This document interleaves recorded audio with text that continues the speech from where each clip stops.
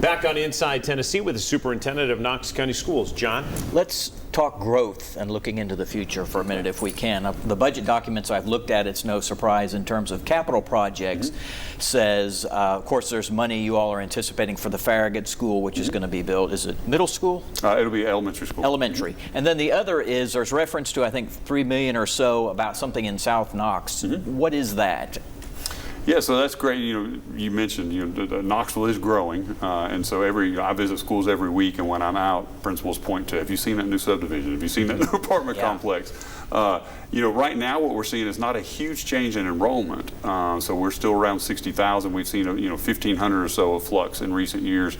So I think a lot of it is kind of projected where it's coming, and that's always the trick with a school system, because if you buy land and it doesn't grow, you spend a lot of money, a lot of taxpayer dollars on something that doesn't.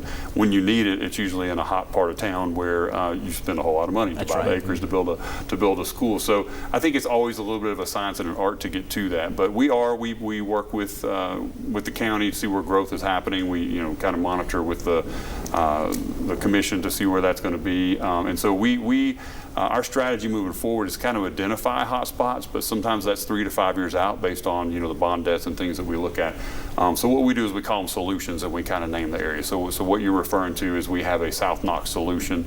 Looking at that, we're seeing growth in South Knoxville, and right now we're trying to see, is it going to be more like the Alcoa Highway side, or is it going to be more if you go east of there where there's a lot of land, a lot of farmland and things being bought up. So we kind of look to see what is permitted and when does construction actually start in some areas. But either way, we know there's going to have to be, because those schools that are there are not necessarily meant to take a lot more on.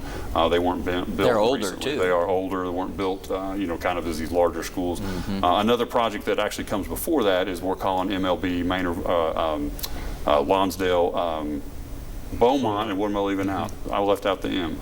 Mechanicsville. Sorry, there it is. I knew I'd get it. So those three. So looking at that area, that's another place where you have older schools. We see some population growth potential there, but you also have some smaller schools too, and just looking at what's the best solution long term.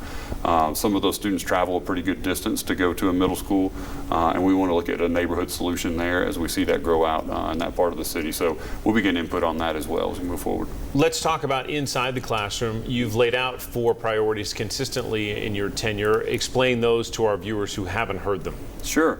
For us, we're a large organization, and every organization needs to know what it's uniquely designed to do. And so we spend a lot of time thinking about that, and the school system does play a big role in the community, but we're not the entire community. We don't have the budget to be that. So excellence in foundational skills is really stressing that 3rd grade literacy, which really starts back in pre-K.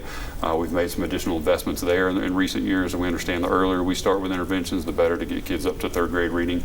Another one is Algebra 1, focus on that, and that's really working with the chamber. 5 of the top 10 jobs coming to Knoxville in the future are STEM related. Algebra 1's kind of the gateway class for that. You don't get to chemistry and physics and all those without passing Algebra 1. Great educators in every building, and that's both having a great leader there, because we look at it like we kind of have 92 franchises out there, and it matters to each community. So having the right leader in those, but then also the right teacher in front of every student. That's what makes that is the school system. I mean, I'm not the school system. It's the car lines and the returns for the emails and the homework help and all those things that make that. And so this investment in this budget of $41 million is really to that priority. And then we have career empowerment and preparation, and that's really, we don't hide from that. The school system's job is to build the next workforce for Knox County and the right careers. We have an initiative in there, the 865 Academies, which has been a transformation of all of our high schools that come on board. We have a CEO Champions Board. Wes Stowers is the chair for that. The mayors are on that as well. We were at Farragut High School actually earlier today, and having the kids talk about their experiences out in industry and just how they're making their career choices based on that and the courses they're taking. So we think that's very intentional now, that all of our students will have that opportunity. And then the final one is success for every student. We recognize every student doesn't start at the same place. They're not widgets. Every kid has their own. So that can be ELL services, special education services, intervention services. That can be our school culture is in there as well, just really trying to help meet kids where they are, overcome those barriers so that all students can learn. So, when we think about it, I mean, you said kids aren't widgets. They come from a lot of different backgrounds. And one of the things that we've seen, especially coming out of the pandemic, is a lot of mental health issues for kids. What is what are you all doing to kind of help address that? And then, how are you all partnering with agencies in town? Because it's not just Knox County, Right. but it's just the whole community taking care of kids. Well, I'm glad you said that. With the first year that I was in, we actually held a press conference and talked about just that. We had Matt Ryerson from United Way there. We have Knox Ed Foundation, and just talking about, these are the 4 things we're going to do. This is our commitment to the community, but we can't be everything. If we're going to focus on these 4, no one else is doing it. I say the fire department's not doing that, the police department's not doing that, the school system does these 4 things. But we're going to need help. We're not mental health experts. I think in the past we've tried to load the staff with all of those. We have school counselors, but we really have contracted a lot of that help. Helen Ross McNabb is one of our biggest partners that we have.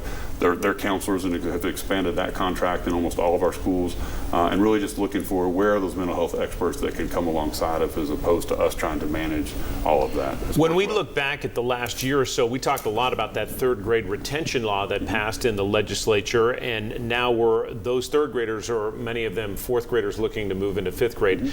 If you look in totality at the impact of that law, what would you say it's been on Knox County? Well, I always said if I was king for the day, back when that was going on, I think I would like to have seen funding for interventions at those early ages for, a 5-year stretch before that happened. There is no research that shows being a year older makes you a better reader. It's about the interventions that you supply and provide for those students. And I think that was probably the kind of ice water to the face for everybody, was like it just happened all of a sudden. So we've really focused hard on how to get those interventions. I do think there's much more attention to that now, like kind of pre-K2, what's going on in those classes, and what are we doing there to get interventions started earlier. But again, I would like to have seen the funding levels be there that we could have started those interventions, because we're seeing good results from tutoring. When we have low ratio tutoring, we're seeing students make great gains. Some of the summer programming that's going on to allow them some extended time there, like these things are working, and I think I would like to have seen that ahead of time. But we are where we are now, and so we continue to invest in those and have gotten a lot of positive results so far for students. 30 seconds left, Dr. Rysewyk. What's your pitch to families and students heading into summer? Reading's important.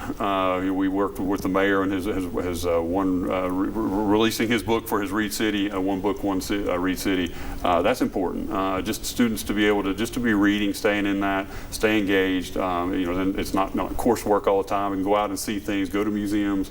Lots of great things in Knoxville to be a part of. But enjoy it. Learning should be fun, but make sure you're still exposing yourself to new things. Dr. Rysewyk, we appreciate the time. Thanks very much. Good luck with graduations festivities. They're here. Thank you. It's a busy time. All right, we're back on Inside Tennessee with the Talk Around right after this.